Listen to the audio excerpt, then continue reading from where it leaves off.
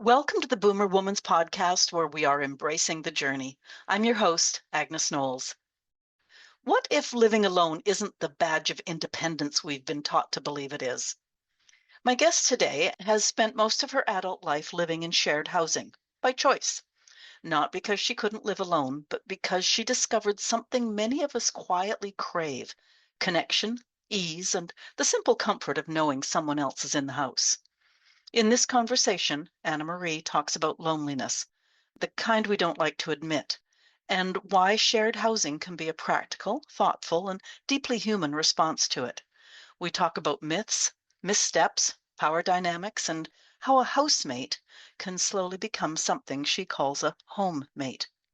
If you've ever walked through your front door and wondered when you'd talk to another human being next, this one may stay with you.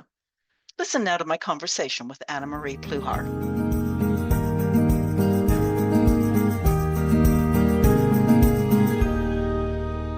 Imagine someone telling you that the secret to a happier, healthier, more affordable next chapter isn't a new supplement, it's not a new hobby or a new financial plan. It's a housemate. Now, some of you are leaning in, but I know some of you gasped. Stay with me. Do you know that 27% of all households in the United States are single occupancy? In some European countries, it's over 40%. In Canada, it's almost 30% generally, but as of the 2021 census, about 20% of 65 to 74-year-olds were living alone, and it's 42% of all people aged 85 and older who are still in their private households. Now, my guest today is here to talk about that something that many of us boomer women quietly wonder about, and some instantly dismiss: living with a housemate on purpose. Annamarie has lived with housemates for most of her adult life and teaches people how to do it safely and joyfully. And she runs a nonprofit dedicated to showing folks that shared housing isn't scary, it's smart. And sometimes it's downright life changing. For those of us in the create your own next chapter season, where privacy is nice, but good company is nicer, this conversation might just open a door, literally and figuratively. So if you've ever thought, well, maybe when I'm older, or never, I love my solitude, hang tight. You might discover that the right housemate doesn't take away your independence. They expand your life in ways you didn't see coming. Annamarie Pluhar, welcome to the podcast for Boomer Women, where we are embracing the journey. Thank you for having me. I'm delighted to be here. Well, I'm excited. I've already told you that. You're an advocate. You're preaching to the choir. How Mhm. did your journey begin? So, well, where should I start? The place I usually start is that I've spent most of my adult life living in shared housing.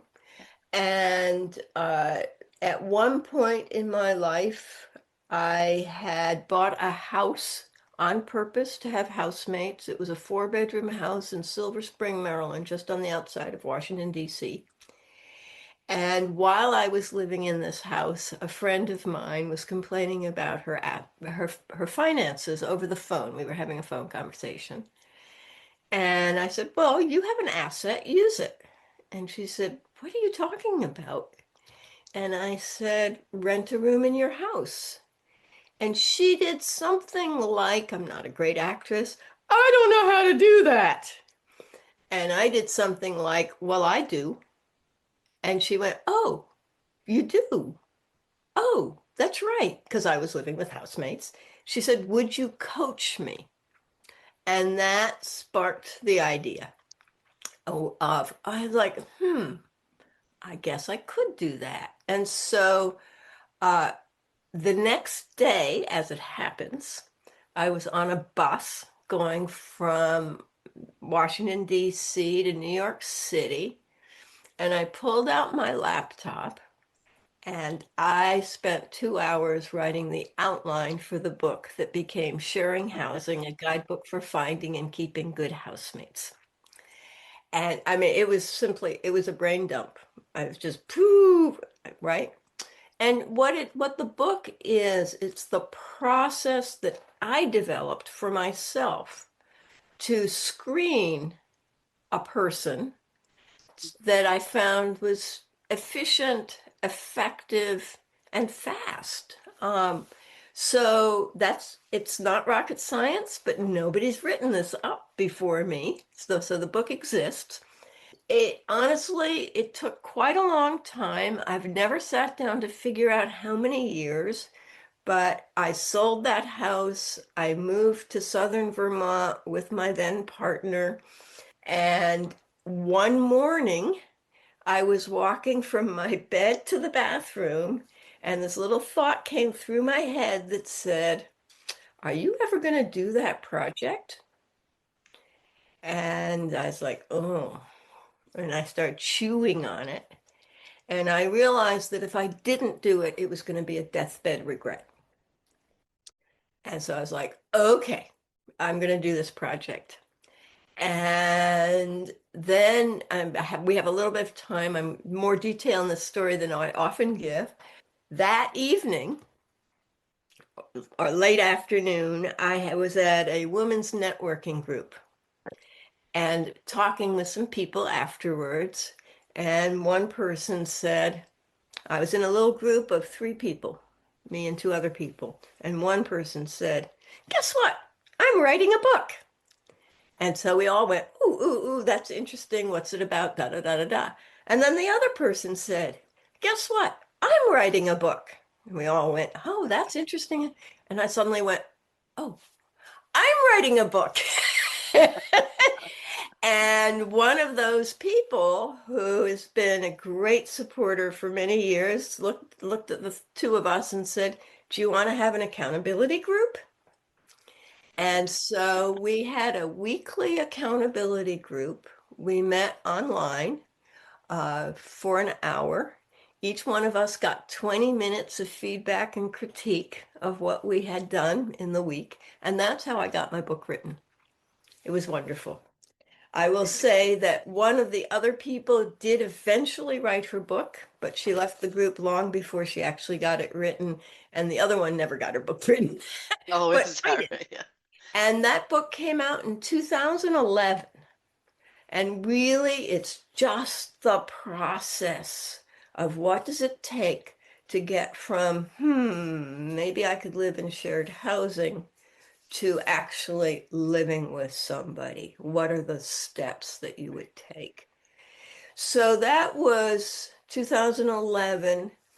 In 2017, I finally let myself consider or the way I say it is I agreed with myself that it really was a nonprofit mission, that it's social mission, and that I should develop a nonprofit organization to make this happen. So I did that. I turned to the people who were already in my life advising me and said, will you be on my board? And that was 8 years ago already.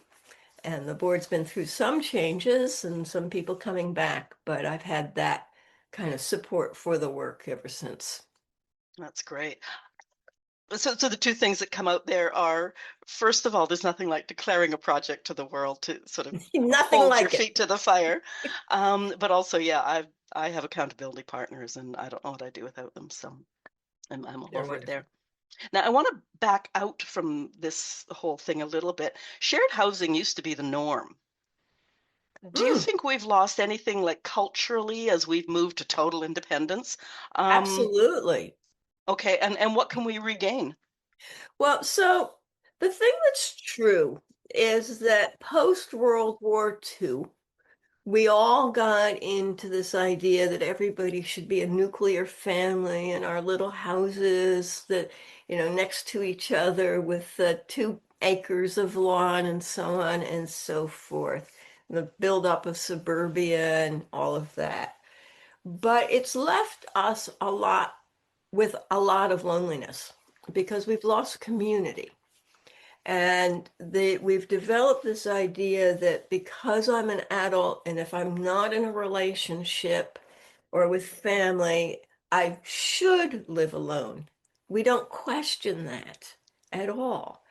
And what I'm wanting to have people do is to kind of go, ah, I don't have to do it this way. I could have a different kind of life.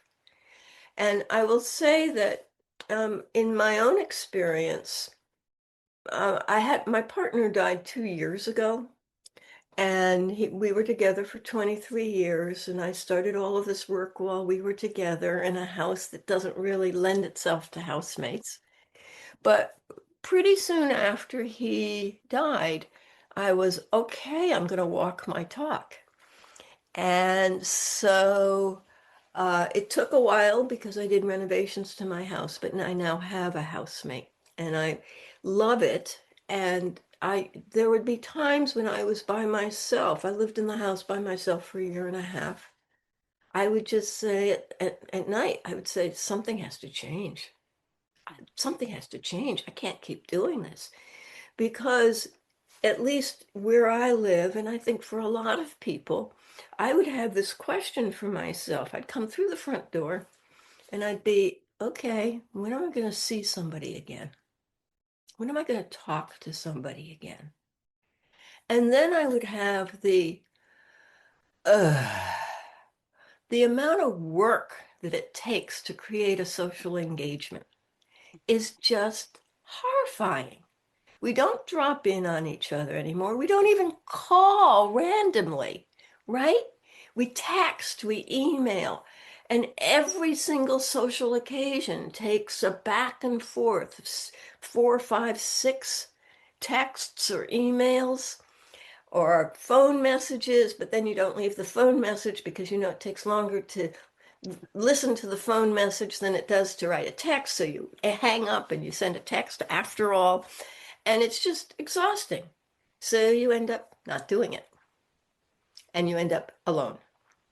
And I think that we have a lot of people for whom loneliness is there and they don't like to admit it because we think that it's shameful. Somehow we are at fault if we're feeling lonely. But we're not. Loneliness is a natural human consequence of not being with people because we are wired to be connected. We are absolutely wired to be connected. I'll let you ask a question. I can keep No, I'm talking not. without No, any. no, I'm not going to ask a question. I'm going to say that I have been known. I also live alone, for now, and I've been known to walk in the front door and say, "Hi, honey, I'm home," Uh-huh. knowing there was no one there. But it's like, okay, whatever, we'll pretend. Now, Right. I'm going to take a slight left turn here too, because oftentimes, I don't know, I have certainly known women who had serial relationships. Hmm. And oftentimes people say you've got to learn to live alone before you can live successfully with someone.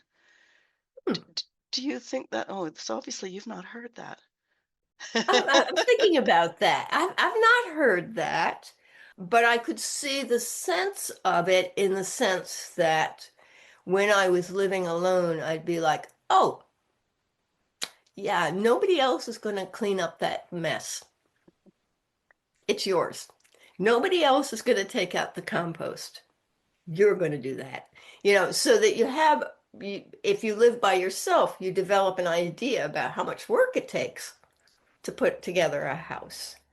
But in terms of like, you need to know yourself, I'm not sure that's true. Okay, yeah, because that's where I had sort of pictured that of, like when you have time with yourself, then or even living in the house, as you've said, it's like, okay, yeah, I can do this. But and I'm cooking dinner. But it's nice having a conversation. I would really rather have a conversation while I'm cooking dinner, like those sorts of things. So getting to know yourself in that way, I think, is what I meant. Ah, yeah, I don't know.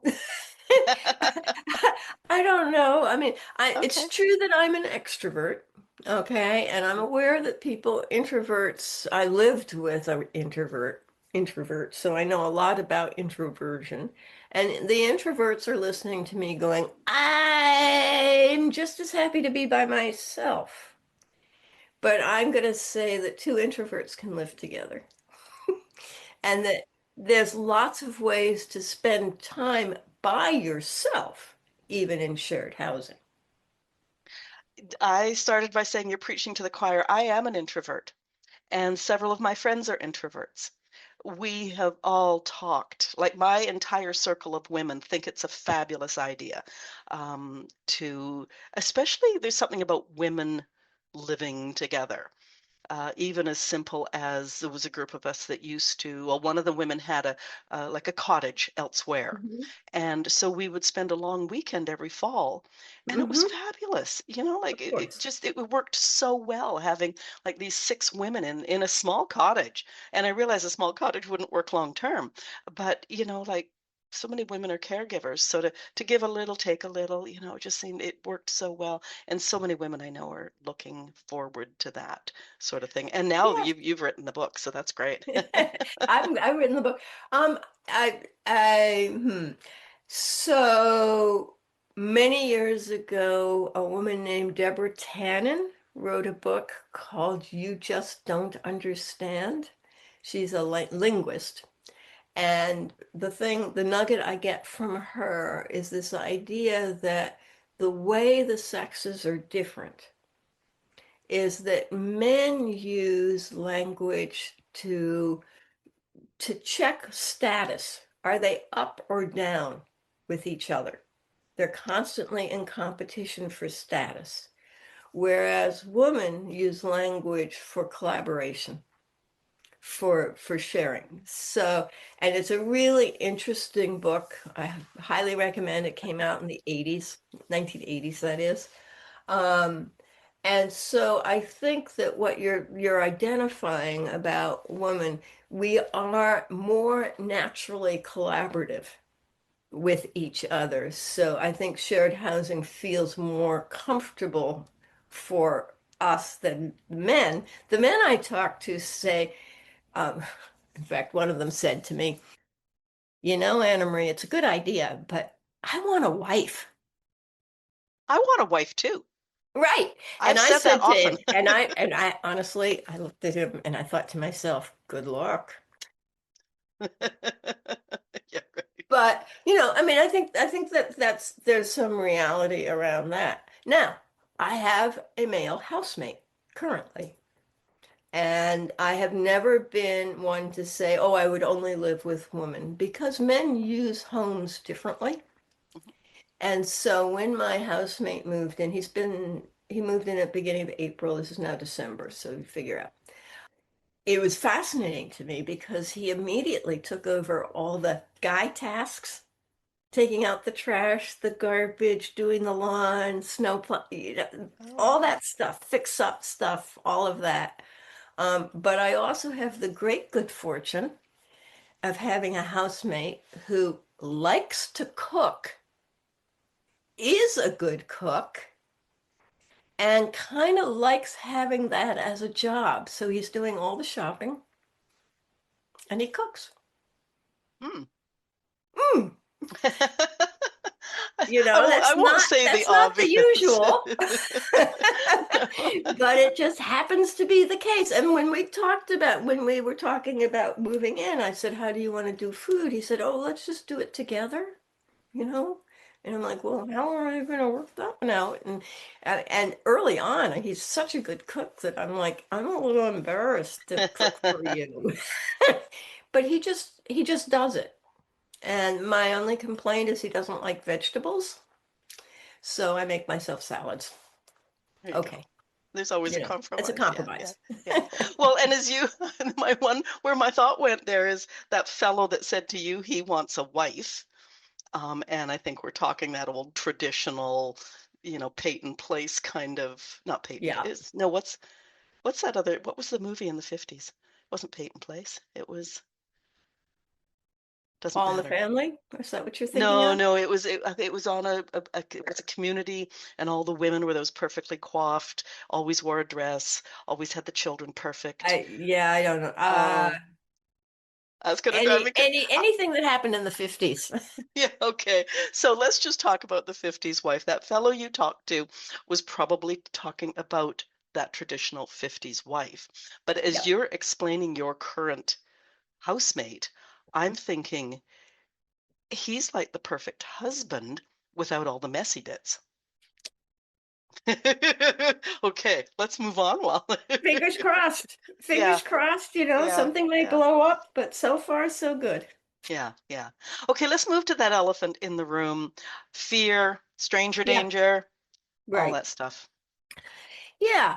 So this is why I want people to read my book or take a class. I also have a 4-session Zoom class that I offer, and the next one's in February, which can be found on my website, which is sharinghousing.com.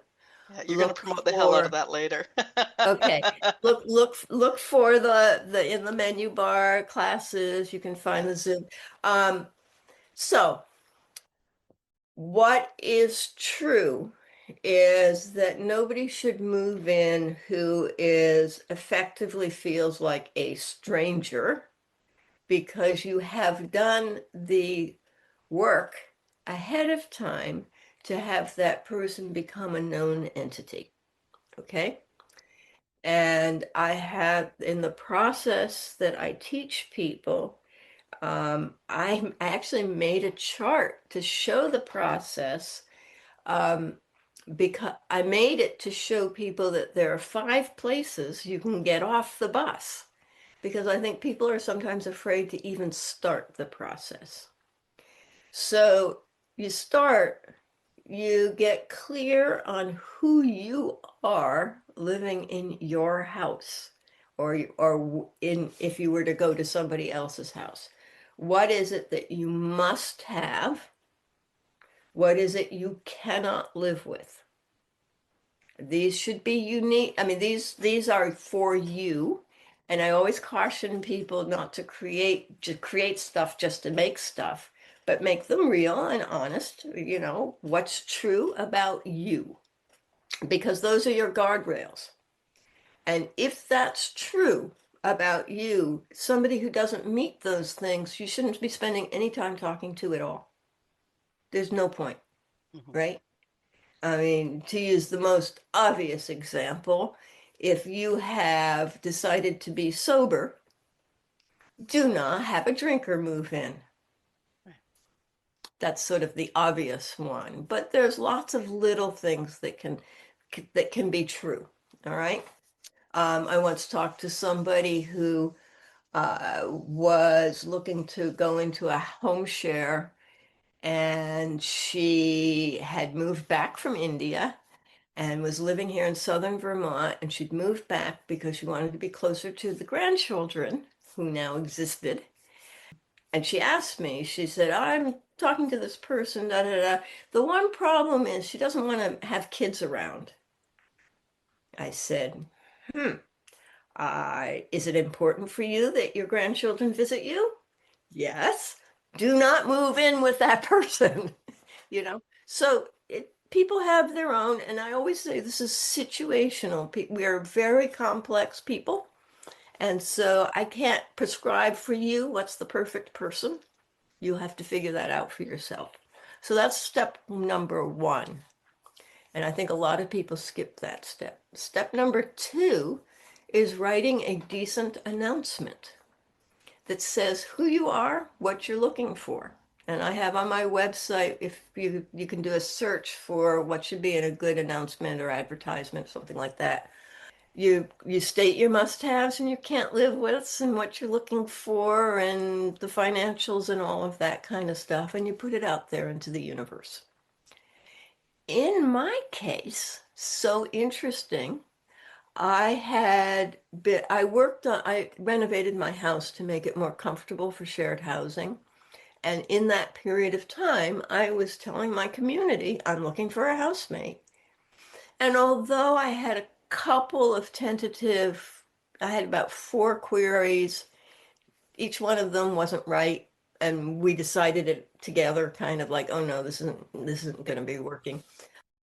I got to a place where I'm like, okay, I really need a housemate now. And so I put it on Craigslist. Lo and behold, that's how I found my housemate.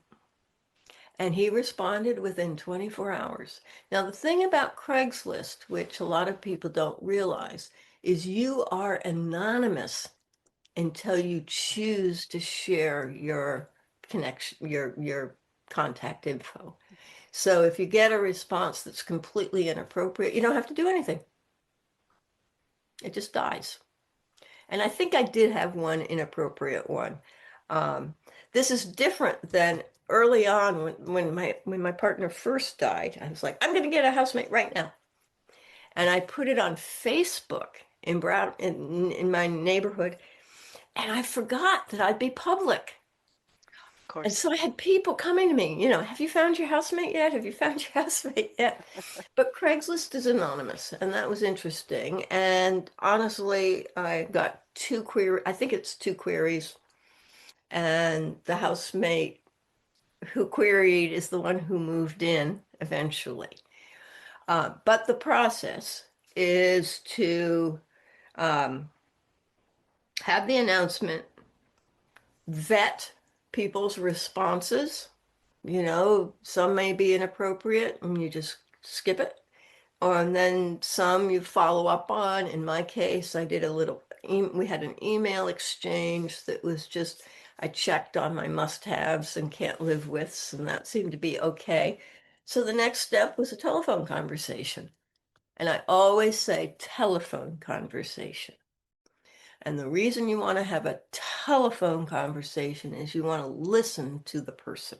You want to get to know their voice, how they use language, how they respond to your questions. And you kind of have a beginning conversation. Why are you looking? What are you interested in? Da da da da da. And you're kind of checking your gut.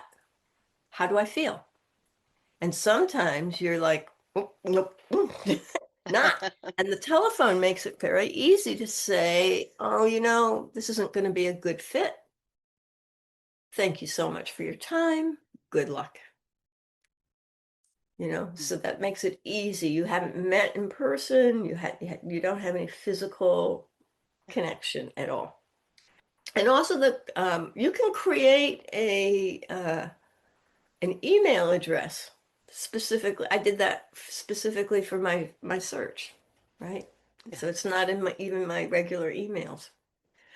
So from the telephone conversation, if there are no red flags, then the next up is to meet. And in my case, my housemate would be moving from South Carolina. And so he said, okay, I'll fly up. Give me a couple of days to figure out when, probably in about 10 days. And I started to make suggestions for hotels he could stay at. And he said, no, no, no, no, no, never mind. Not to worry. I'm a Hilton Platinum or whatever, something like that. And I said, oh, okay, whatever. I said, no, actually, I didn't say that. I said, uh, there's no Hilton around here. And so I started Googling while I was on the phone, and I went, oh, never mind, because Hampton Inns is owned by Hilton, and Hampton Inns is everywhere. So 10 days later or so, he flew up, rented a car, and we met at a lunch place that I know and like. And I remember I was sitting in the car, and this guy walked by wearing clothes that would indicate to me very quickly that this was not going to be a good match. And I was like, oh, I hope that's not him. And it wasn't. Good. And it wasn't. And I honestly can't remember single thing we said to each other in that lunch, because I was spending so much time with my radar out going, is this okay? Is this okay? Is this okay? Is this okay? No red flags. So I said, well, next thing is for you to see the space, because if he didn't like it, there would be no point in talking some more. So he came back here. I live about 10 minutes outside of town, and I showed him the space, and he loved it, fell in love with it immediately. So we sat down and had a conversation about whether we were compatible enough in how we live at home to be comfortable with each other. And I actually have a little questionnaire that I created that's in my what I call what you need to talk about when interviewing a housemate. And we kind of worked our way through. It's a little survey with multiple choice questions, multiple choice answers. So you could say, like, what did you say to number two, A, B, C, or D, which kind of gets you around how clean are you? Now, are you Um, both doing this? yeah, we're both doing it. I made Okay. it, gave him a copy, gave me a copy. We spent some time filling it out, and then we used it as a springboard for the conversation about how we would live together, right? And at one point, he says, "Oh yeah, I'm very neat. I put everything away." I looked at him and said, "Well, I don't." And he said, "Well, I don't really either." It's, and the truth of the matter is, since he does now live here, he's much neater than I am. But he does forget that certain things have landed someplace and they'll be have landed there for weeks. So it's interesting. We're pretty compatible. I'm cleaning up my act. I am neater in the kitchen than I used to be for him to make him comfortable. He cleans as he goes when he cooks. Like I'll do all the dishes because he cooked and he will have already washed the pots. you know um so um so that was a very comfortable. I mean, it was an exchange. A friend of mine suggested that maybe some other people should vet him, so I arranged to have a little dinner party. So we're talking on Thursday afternoon. I told him it was arranged for, I knew he was leaving Monday. He was here for the weekend. I told him it was arranged for Saturday. I kind of felt him, I saw him blanch because he knew he was being vetted, right? Yeah, yeah. But he came through. We didn't see each other at all on the Friday because I was busy all day, and he just went off and did his stuff on Saturday. He came over and helped me for a little bit in the afternoon. And oh no, I know. On Thursday, I got very bold because we're doing fine, right? And I'm like, okay. And I know he has no plans because he doesn't know anybody. And I said, will you take me out to dinner tonight? He said, sure. Okay. Was So there he took anything me. around that could have been like more date than housemate? So when we were on the phone, I um, said, so I'm doing this thing about sharing housing. Da, da, da, da. I have a couple of principles for living well with housemates. And one of my principles is the incest taboo. And he goes, huh? And I said, you and me living together, we're like sister and brother.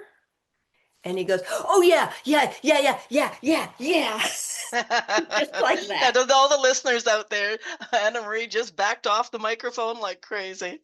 Yeah, Ah, I mean, dear. it was so clear. Okay. Yeah. It was so clear. And so that made me feel comfortable. Of course, it was not comfortable raising it Yeah. naturally, Yeah. of course.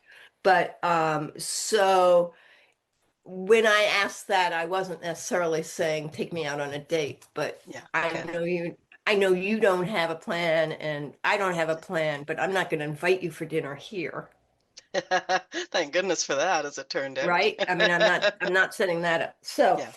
we had our dinner, and in the course of it I was just like, oh yeah, we're going to be fine. It flowed, it was Yeah. easy enough, so on Yeah. and so forth. So, and he passed the test with the friends that I'd gathered, and Now, sorry, I'm gonna just ask a question here. Would that vetting have been necessary if he was a woman? Absolutely. Okay, okay, I'm just wondering if it was partly because of Absolutely. the Oh, gender. absolutely. Okay. In fact, I think men are more casual about where they live than women are. Okay. And so, I mean, one of my first questions for with him was, why do you want to live in shared housing when we were on the phone? And he said, because I don't want to own anything. Mm. And I was like, ooh, that's a pretty good reason, you know, Yeah, and very different because I had made a point of having nothing in the room so that if a housemate had stuff to move in, that person would have space to move their stuff in. Stuff is an issue. Stuff is no, the, for sure. and I don't have a better word because it's everything from the teaspoon to the bed, Yeah. it's stuff. It's the things you own. I've known a couple of people who have been so happy to just get rid of it all. Um, but he sold a house 4 years ago, Mm, lock, stock, and barrel. He walked away from a house. So, right. um, I want to ask another question here. Like, it's all about compatibility, and I understand that. Is there anything that the people that you talk to who are interested in shared housing that they think it's important, but it actually doesn't matter as much as people think? hmm, privacy. Okay. So one of the things people will say is, I need my privacy. I can't live in shared housing because I need my privacy. And my answer to that is your room is always your privacy. And and that is true. I mean, in the way that we live here, I'm in an office now with my door closed. If my housemate doesn't want to be interrupted, his door is closed, so Right. he has privacy. So that's my first answer to your question. Okay. Are there any myths out there that you want to debunk? Well, one of them I want to debunk is that no is to it's not a myth, it's a word. No adult wants a roommate. Housemate is okay, Okay. Yeah. but what I want is I want people to grow into a relationship I call homemate. Okay. And a homemate is somebody who you like and respect, whose ways of living at home are compatible enough that everybody is comfortable. So I did a presentation recently with a coalition of sort of a group worrying about homeless people. And one of the people I was talking to said at the end of it, she said, I've had a housemate for 20 years. I was like, okay, that's a homemate. You know, the thing the myth is that they're only bad housemates out there. There are a lot of people who share housing who don't think anything special about it. It's just the way they live. And so the transition is hard. I get that. It feels risky, it's scary, you don't know yourself, you don't know what works. The transition, like anything, is a transition, right? You go to a new Right. job, you've got a transition. You got a new relationship, it's a transition. You buy a new house, it's a transition. Having a housemate is a transition. I think it's a transition to something better if you have done the work of choosing well. Do you have a story of somebody who's sort of been big breath in, I think I can do this?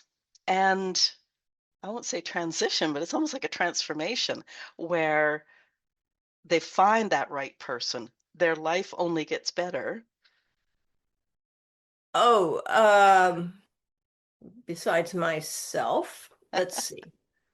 Well, I do on my blog, I have a whole bunch of interviews I've done of people who share housing, Mhm. and it's called Stories of Sharing. It's what I really like for the title is Real People Sharing Housing, but it's too long for a menu bar. And I'm about to come out with an ebook so that people can download a compendium of these stories. Okay. So one of the interviews I most recently did that's right at the top of the blog is an older couple who have are now on their second housemate. They tend to have law students. He's a retired lawyer.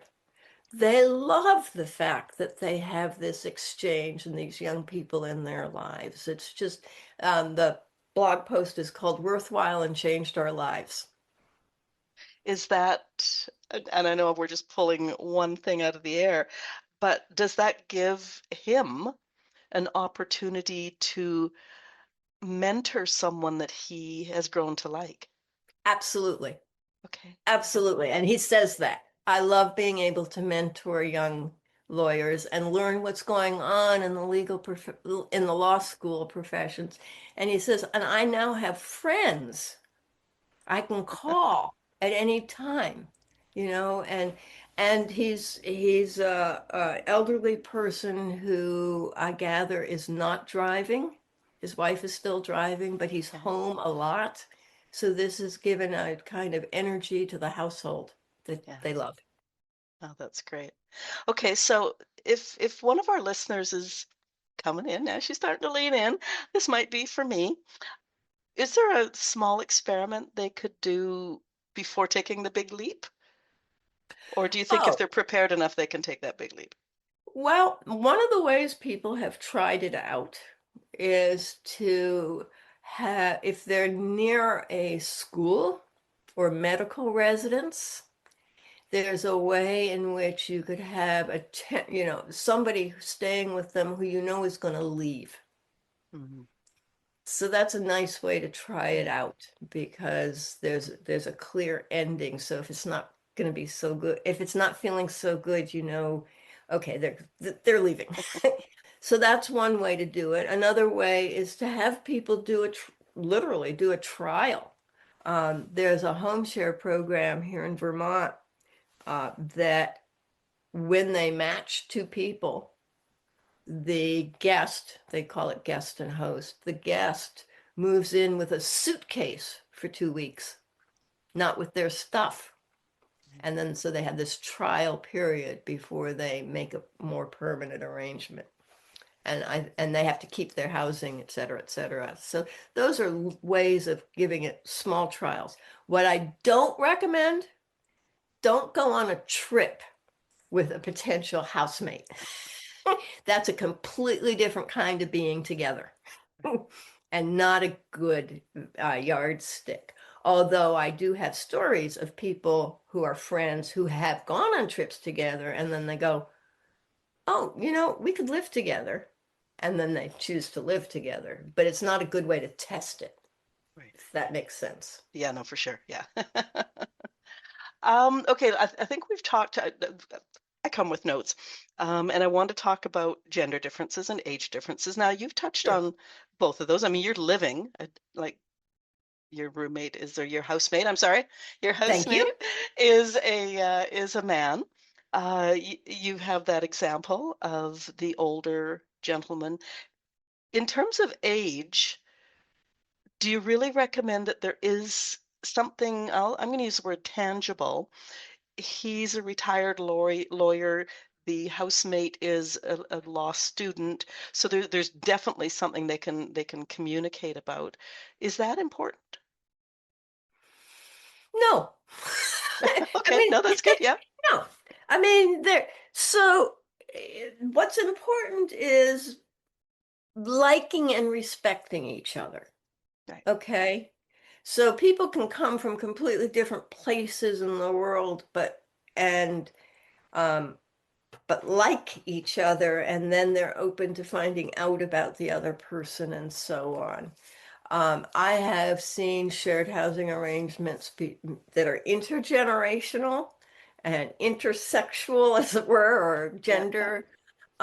It really depends on the person and what's available and who you are and what you want, really and truly. There are a lot of young people who need places to live. yeah. There are also older people who cannot afford to live by themselves in this era that we're living in. I had a conversation yesterday with a woman who counsels people on financial management.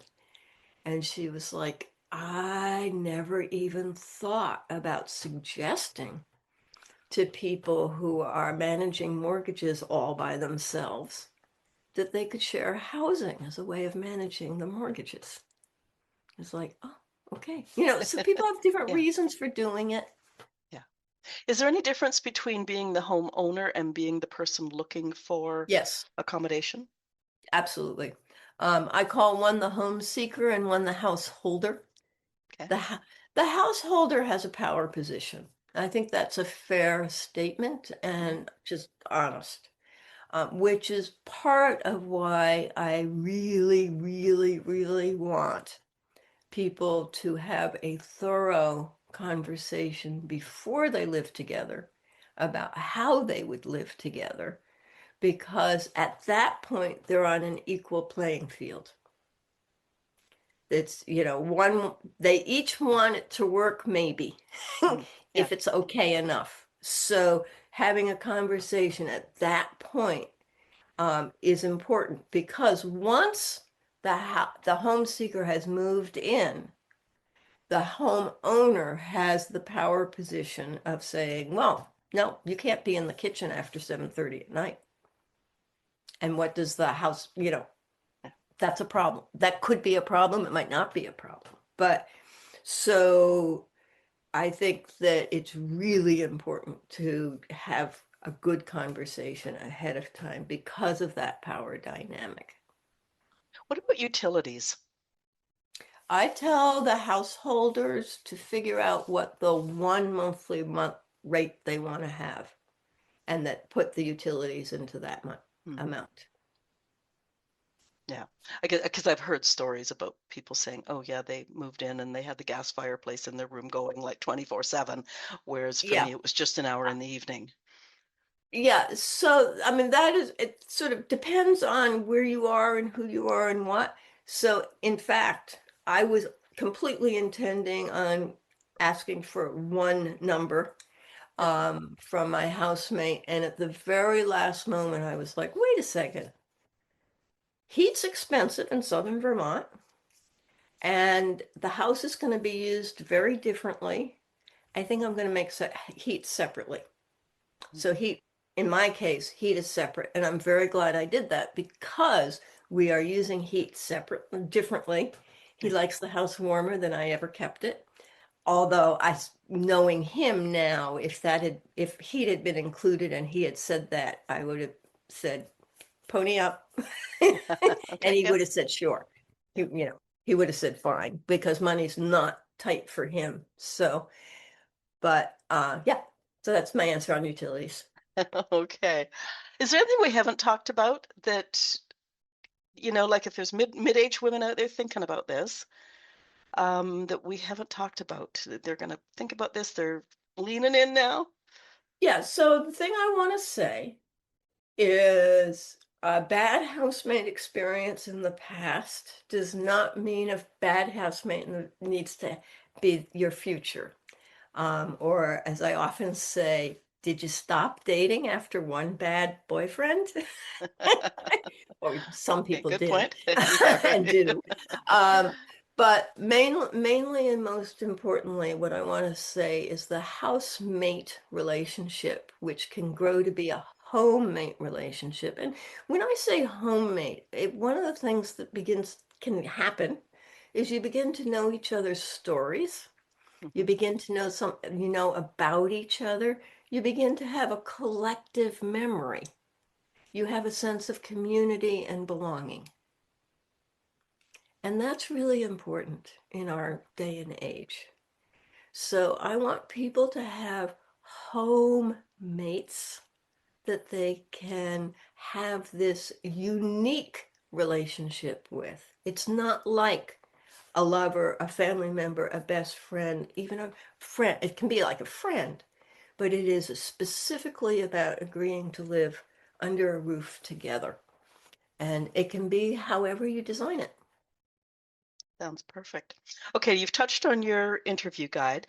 Tell us a bit more about it. So, I mean, how long is it? Is it like, does it take Oh, hours it's to go through? tiny. Or? Oh, okay. It's like 20 pages. It's 25 pages, but it's meant so I put together a kit. I sell a kit. Unfortunately, two pieces of the kit I can't sell into Canada because customs is way too expensive. Uh-oh, Right. okay. That's a problem, and I'm trying to figure that one out. But the book, so I have the book, I have the interview guide, I have lots of free worksheets on my website, and the reason for that is that the book, the format is such that every chapter ends with a worksheet, and it's too small to actually work on. So I have full-size worksheets on the website you can download and use. They're meant to go with the book. I suspect people sometimes use them even without the book. Um, I have two online video classes. One's called Five Key Benefits of Shared Housing, and that is free. And then I have a class called Sharing Housing 101, which is basically teaching the process. It the content is all of 35 minutes in length, and I think there are 10 lessons. So it's not it's rich. People tell me there's a lot there. So, Okay, but it's online, so you can go back and watch it a second time. Or you can come take a Zoom class with me. The next one's in February. okay. Um, I do a monthly Q&A, and the way to find out, so far, the way to find out about when and how is to sign up for our newsletter, which you can do on the front page, homepage of sharinghousing.com. Mhm. And I think of the newsletter as being a piece of the work of advocacy and kind of helping people get used to this idea of living in shared housing. Oh, It's kind of a perfect. drip campaign that way. It's the Yeah, way I think of it. Um, so that's a lot. And I'll always go and do presentations. okay. I can do them on Zoom. Zoom makes life so much Yeah, it easier. does, doesn't it? Yeah. So I'm happy to do presentations and talk to groups of people and all of that kind of stuff. Your book, can you ship that internationally? It can be found on Amazon. Oh, okay, because I'm on your website and I know there it just seems as though you buy it from there. Okay, good to know. You can also buy it on Amazon. The international shipping, I tried it, and Mm, for a while I had a board member who lived in Canada, and she would come down here and collect supplies and take them okay. back, and then we could ship within Canada, but she died. Oh no. Oh dear. Yeah, Yeah. So, yeah, because I mean, I do look at my listenership, and we really are international, which is fabulous. yeah. So good to know that I mean, it's funny. I'm the last person to give Amazon money, but I do Right, understand it has a exactly. purpose. It has I'm a in that purpose. place too, but Yeah. this is it. They do make this possible, and so I'm Okay. happy to have people buy the book from Okay. which from Whichever. their site. Yeah. Okay. Now, sorry, I'm watching the clock, but I want to know how this nonprofit works. Like, what is that? Guess what Uh-oh. is that? It is the work of advocacy and education to encourage shared housing. I say our vision is that people will understand the importance of shared housing and organizations will support it, right? Okay. Because, and I feel as if someday maybe we can change the paradigm. So we look at somebody who's living alone and it's like, why do you live alone? We don't do that now. Yeah. We Yeah, no, for sure. accept it. Yeah. We, but I think that there's a lot of loneliness in this country, in our societies, and part of the loneliness is living alone. And a way to fix it is to live with others and cope with the work. The other reality is, I don't know what it's like in the States, but in Canada, all of our pensions would not keep a person who is renting alive. Like when Uh-huh. all the, the rent, it might cover the rent, but most of us have this pesky habit called eating. And so I mean, it obviously then shared housing becomes, it might start as necessary, but it sounds like it can end up as quite joyous. I think it can be very much fun. Yeah, And, I love the idea of three, four, five people living yeah, together. It just is, it, you just get that yeah. it's fun. It can be fun. Well, I know that's what my female friends and I have discussed, but there's a few of those husbands still hanging around. Oh, those pesky husbands. Yeah. So, as long as these statistics hold out and this is sounding dreadful, but they No, pass on before I the know women. exactly what you Yeah, mean. It yeah, is quite shocking how many more women there are widowed than yeah, men widowed. yeah, yeah, It's really quite amazing. So, but it is true.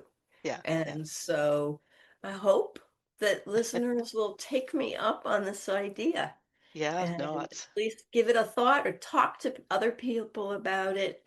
And don't let people scare you off. right. Well, I was so excited when you messaged me on Podmatch. It was like, oh, perfect. Good, This is great. good. Can I ask you a personal question before we close? Sure, I think. What's the funniest misunderstanding you've ever had with a housemate? Ooh, funniest. Okay, do you want another one? If housemates came with warning labels, what would yours say? If housemates came with warning labels. This is great. Yeah, I'm sort of like they have a warning for me or I have a warning for them. No, you got a warning for them. Come on. My warning for them might be likes to help too much. Okay. Here you go. That's all right. That works. I have this thing in my head that I learned, and I learned it because of my sister, which is somebody's complaining to you about something, and my tendency is to jump in and figure out how to help them. Okay. But the line is, you should ask, do you want to be heard, hugged, or helped? Ooh, that's good. Isn't that good? Yeah. Yeah. And sometimes I have to sort of restrain myself and go, I think they just want to be heard. Stop it. Don't recommend a book or a thing they should do. Okay. I think quite honestly mine might be similar. I'm a Mhm. recovering helper. Yeah. I can find the answer to that. Yeah. Just Yeah. walk away. Have a Just walk read away. this book. Yeah, right. Okay, so and your website is, we've touched on the sharinghousing.com, and Correct. everything can be found via that website. Now, I'm Exactly. not, whoa, I just flicked through there really fast. I'm not finding any social media. Is that true? No, that's not true. Oh, you mean Mhm. you're not finding it on our website? Well, Correct. that's an interesting piece of feedback. We're on Facebook at Sharing Housing. Okay. We're on Instagram as Shared Housing Community, and we're on LinkedIn as Sharing Housing. Okay. Um, and I also, it's not very active, and I keep telling myself I should make it more active. I have a Facebook group called Hello Homemate, which is Ooh. designed to help people find each other and talk about shared housing. All righty. Okay. I edit this before it goes live, so I will make note of all of that and make sure that it's on your website. So basically, where my outro is now is your website link is in the show notes. All of those other links will be on your page at our website. Perfect. Listeners, I told Annamarie right at the beginning she was preaching to the choir. Several of my friends and I have talked about it, and most of the women I know think it's a great idea. Sharing housing. What do you think about it as a way to live your next chapter? Talk to us. Leave comments where you're listening, or if you're listening at boomwithabang.com, scroll to the bottom of the page and talk to us there. Was there a question I didn't ask Annamarie? I put Annamarie. Annamarie, I'm sorry. Ask it in the comments and I'll get you an answer. Share this episode. We've been talking about the fact that loneliness is an epidemic in much of the Western world. Many people present well, but go home to an empty house and an empty heart. When you share this episode, you may be shining the light a friend needs and didn't know it. If you enjoyed this conversation, click the follow button at your favorite podcast platform. It helps us grow. I'm also registered at Substack. Following there is free, and you'll get notified every time an episode is released. A reminder to check out the resource tab at boomwithabang.com. There's quite a bit there, and this year it's expanding. Annamarie Pluhar, thank you so much for sharing your experiences and your expertise about shared housing. I really appreciate it. I'm really excited about giving this to the I'm world. delighted, and I hope people take me up on it and come to the website, join the newsletter. Thank you so much for the opportunity to talk to There you. you go. We're going to create a worldwide movement. How does that sound? Sounds good. Okay. Okay, have a great rest of week. All right, take care.